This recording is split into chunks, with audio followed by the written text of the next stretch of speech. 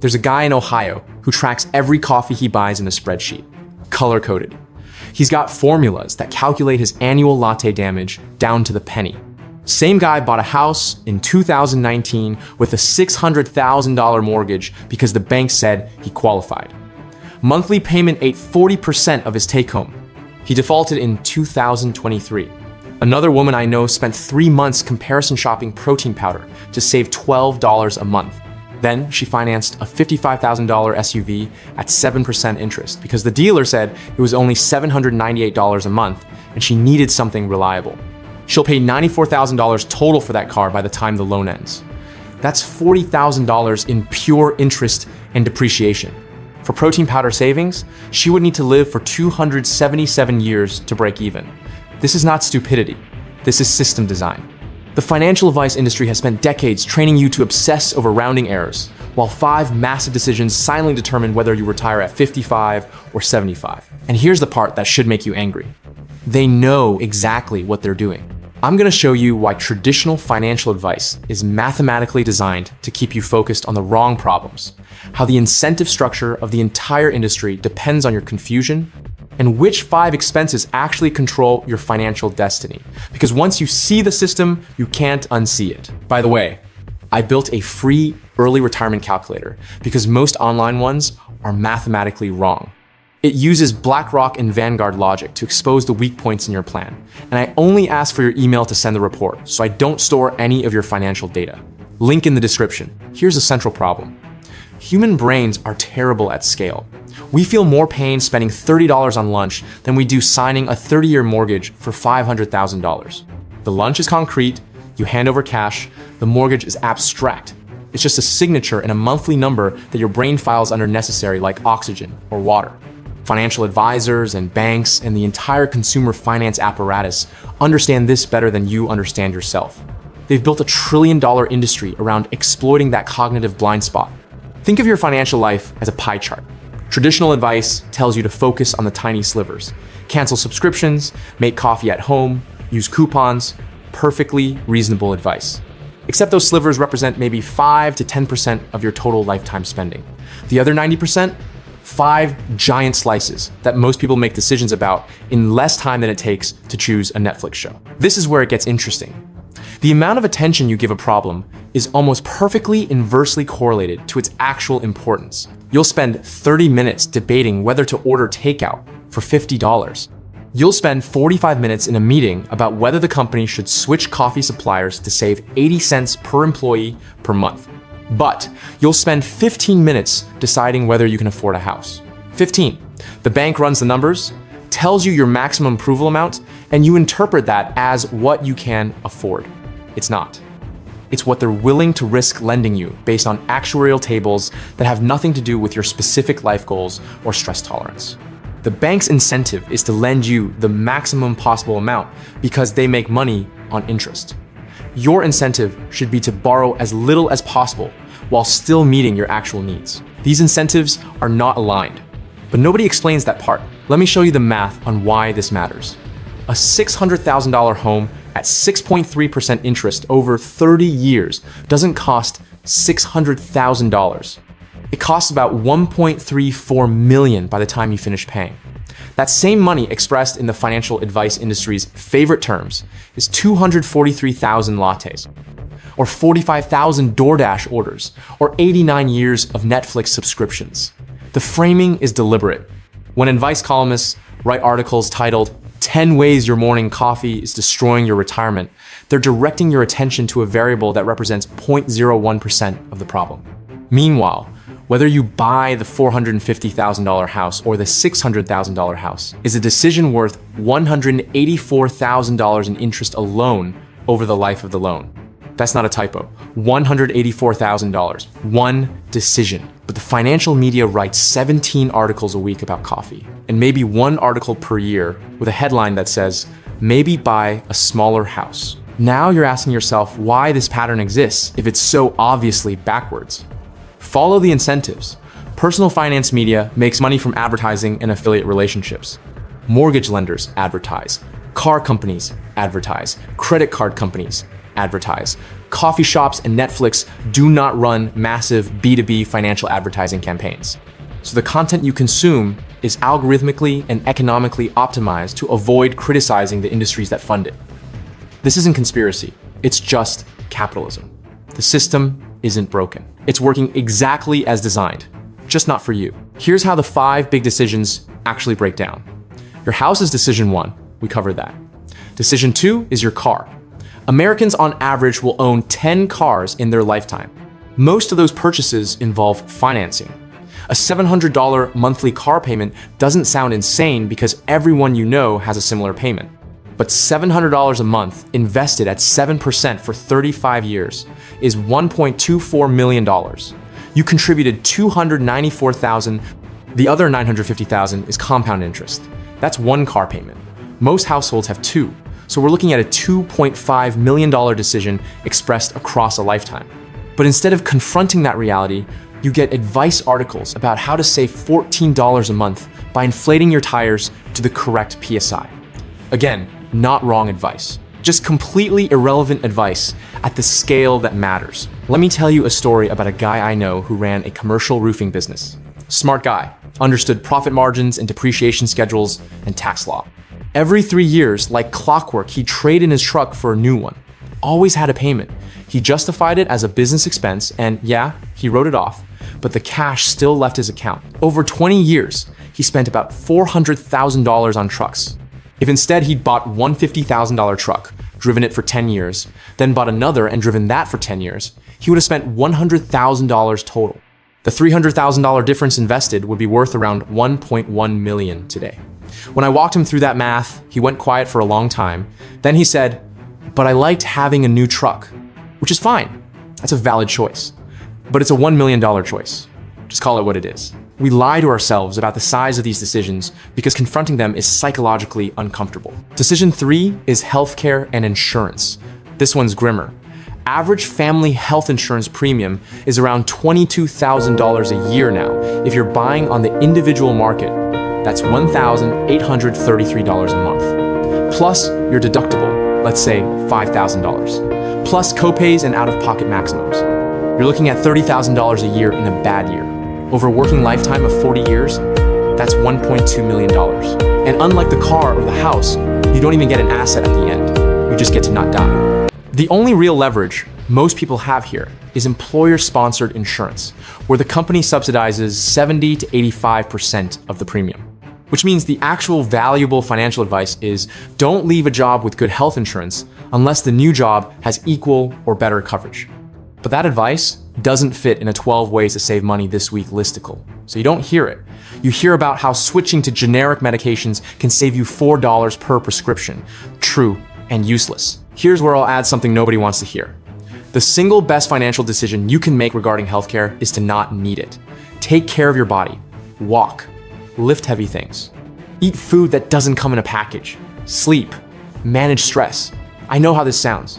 Like some Instagram wellness guru telling you to manifest abundance. But I've spent 10 plus years around accountants and fiscal lawyers who manage money for a living, and every single one of them over 50 says the same thing. Their richest clients aren't the ones who pick the best stocks.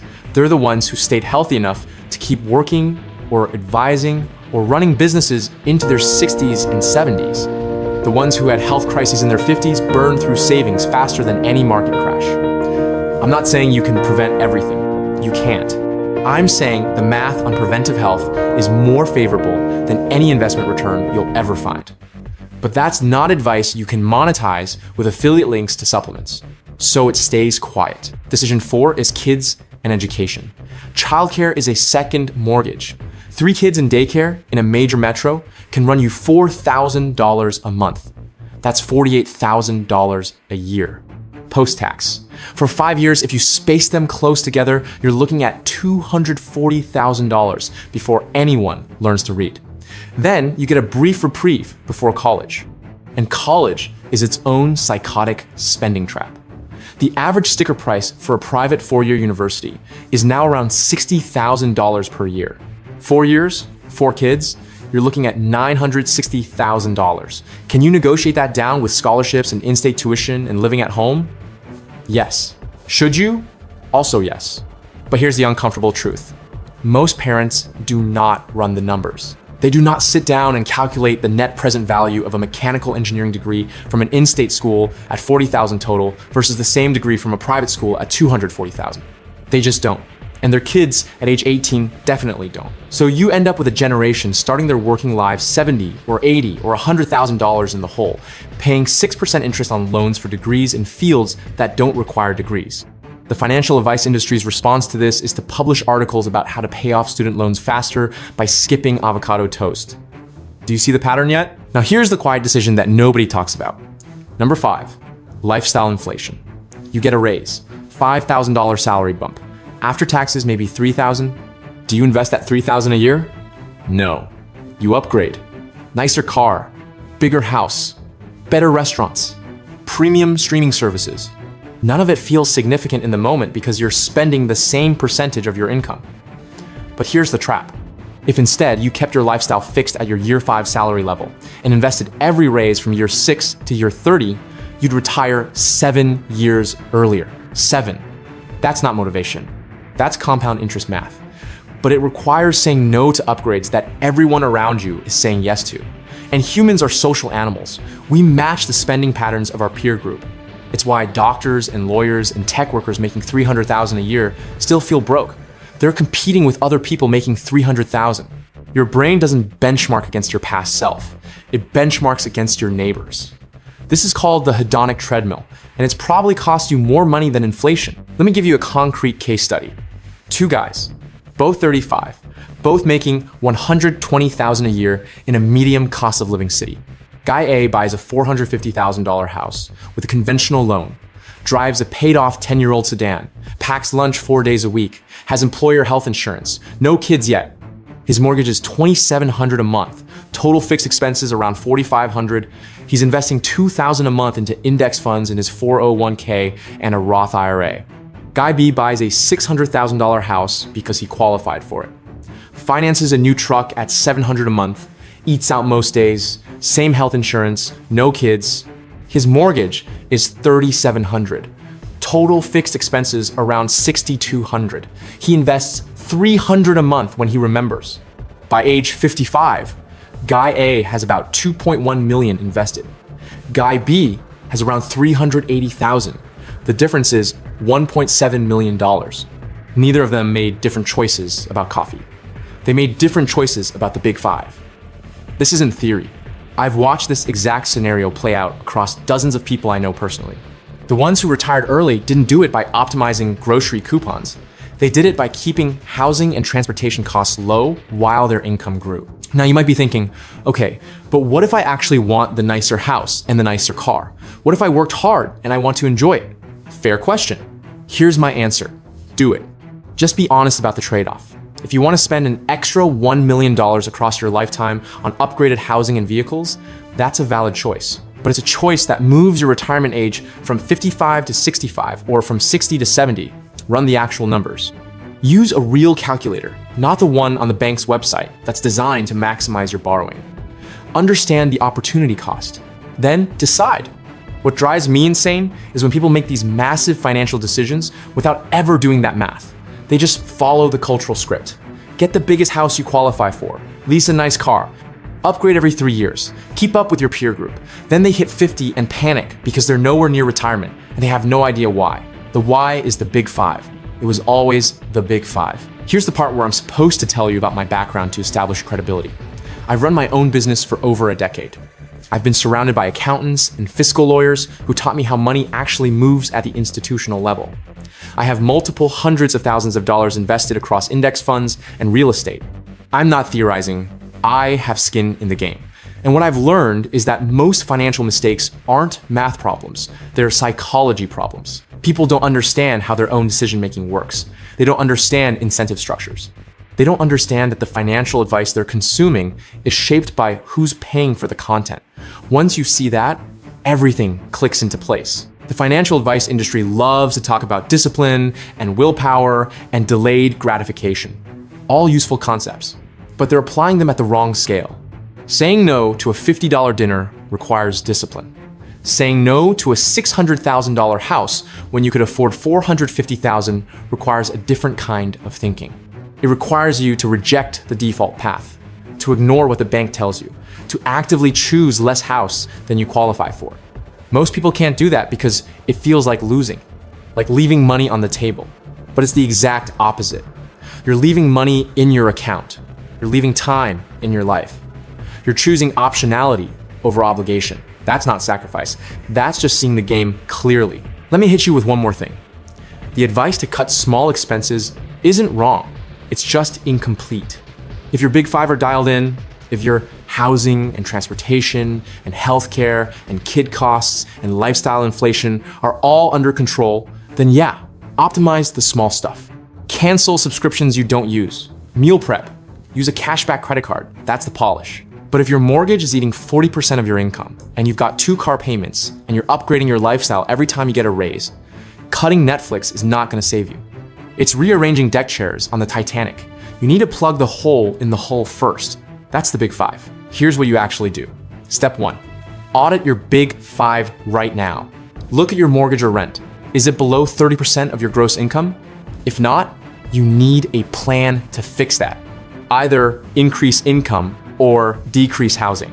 Look at your vehicles. Do you have car payments? How much are you spending annually on transportation, including insurance and maintenance? If it's over 15% of your gross, you're bleeding. Look at healthcare. Are you on an employer plan or paying out of pocket? If out of pocket, are you shopping around annually? Look at kid expenses, if applicable. What's your total annual burn on childcare, activities, and saving for college? Is it planned or just happening to you? Look at your lifestyle changes over the last 5 years. Did your spending increase at the same rate as your income? Faster? Slower? Be honest. Step 2, fix one of them. You don't need to fix all 5 at once. Pick the biggest leverage point and focus there. If you're about to buy a house, buy less house than you qualify for. If you're about to buy a car, buy something 3 to 5 years old and pay cash or finance for 3 years maximum, then drive it for 10. If you have kids approaching college age, run the actual ROI numbers on different schools and have an honest conversation about debt. If you just got a raise, invest the entire raise before you get used to spending it. One fix in the big 5 is worth more than 100 optimizations in the small stuff. Step 3, then optimize the small expenses if you want. Once your foundation is solid, the small stuff actually becomes fun. It's optimization for its own sake. You're not trying to survive, you're trying to win. That's a completely different psychological frame. And honestly, when your big 5 are handled, you have enough breathing room that the $15 a month you save on subscriptions doesn't even matter. You can keep them all and still retire early. Look, I'm not here to tell you how to live. You want the big house and the new car and the private school? Go ahead. Just know what it costs in time, because that's what money is. It's stored time. Every dollar you spend is hours of your life you already traded away. And every dollar you don't spend and instead invest is hours of your future life you're buying back. The financial advice industry doesn't want you thinking in those terms, because if you did, you'd stop clicking on articles about coffee and start asking harder questions about why a bank is trying to lend you $700,000 when you only need $450,000. Those questions are bad for business. The truth is, lazy investing built more fortune than crypto memes. Boring decisions about the big 5, repeated over decades, are how people actually get rich. Not day trading, not side hustles. Not optimization hacks. Just keeping housing and transportation low, avoiding lifestyle inflation, staying healthy, and investing the difference. That's it. That's the whole game. Everything else is commentary. So here are your 3 takeaways. 1, stop tracking lattes and start tracking your big 5. If you don't know exactly how much you're spending annually on housing, transportation, healthcare, kids, and lifestyle upgrades, you're flying blind. 2, the next time you make a big purchase decision, calculate the opportunity cost. What is this actually costing you in future time? Run it through a compound interest calculator over 30 years. The number will shock you. 3, reject the default path. The bank's maximum approval is not what you can afford. The dealer's monthly payment is not a good deal. The sticker price for college is not what you have to pay. Question every default assumption, because all of them are designed to extract maximum money from you, not optimize your life. The financial advice everyone follows is designed to keep you distracted, confused, and focused on problems that don't matter, while the big decisions quietly determine whether you retire at 55 or 75. Now you know. The system depends on you not seeing it, so see it.